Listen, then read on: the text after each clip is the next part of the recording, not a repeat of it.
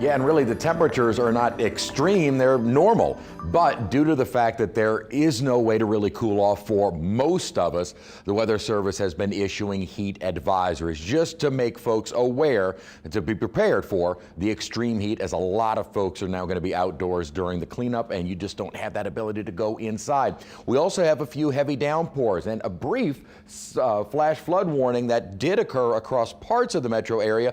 A lot of folks' cell phones may have gone off. They did here in the city. We do have a new flash flood warning in effect for kind of the river and bayou parishes from Des Allemands out toward Chackpay. It does include Thibodaux and down into Raceland. Now, thankfully, this is not just intense rain that is continuing. You do have some very heavy downpours, and then they tend to weaken, another little shower kind of passing through. But there have been some breaks, and hopefully we don't have any reports of flooding. Also, some fairly active downpours from LaRose just to the north of Galliano, and these are pushing south. And believe it or not, these are still associated with the overall circulation around Ida, even as it continues pushing up to the north. And even though the National Hurricane Center, as of 10 a.m. this morning, is no longer issuing advisories. So for all intents and purposes, Ida is dead, but we're still feeling some of the effects. Most of the rainfall that we have around at the moment will be coming to an end through the next couple of hours, and then we should settle down through the overnight. But these little boundaries still associated with the circulation of Ida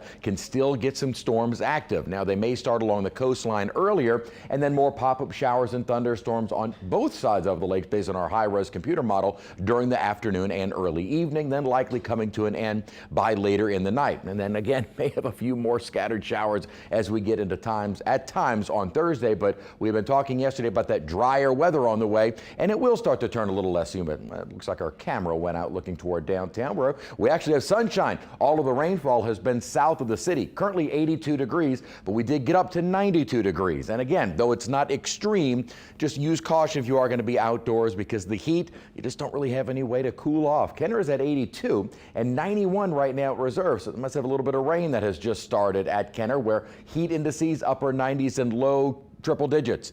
Now again, in late August, early September, that's pretty usual, but for the circumstances that we're under, it is a little more dangerous. There is some drier air aloft, and there is some drier air at the surface that will be moving our way over the coming days. What's going to happen is this upper trough is helping to bring in more of a northerly flow. That may start to help to reduce the humidity a little bit, but a big upper ridge is going to push in, and that should help to really send a surge of drier air. So we get rid of all that tropical moisture, and this will start helping to clear us out. We'll have drier days coming, as well as less humid days coming. So it'll feel not exactly fall-like, but a little nicer.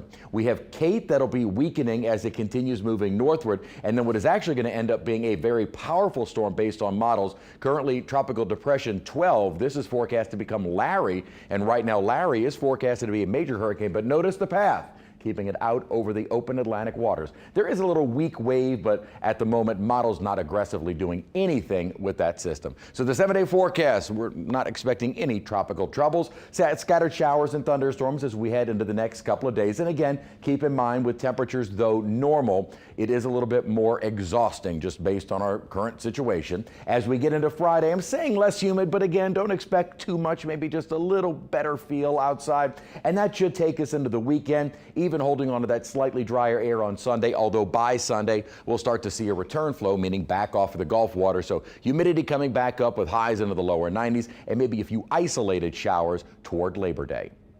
All right, Chris, thank you so much. And still ahead.